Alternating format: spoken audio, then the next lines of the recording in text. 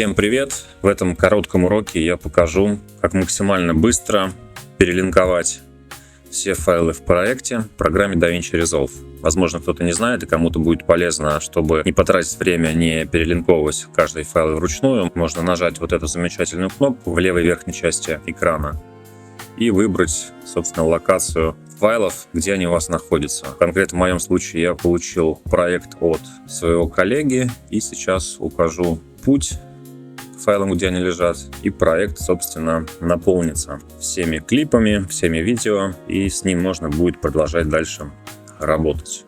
Вот такой вот замечательный бонус.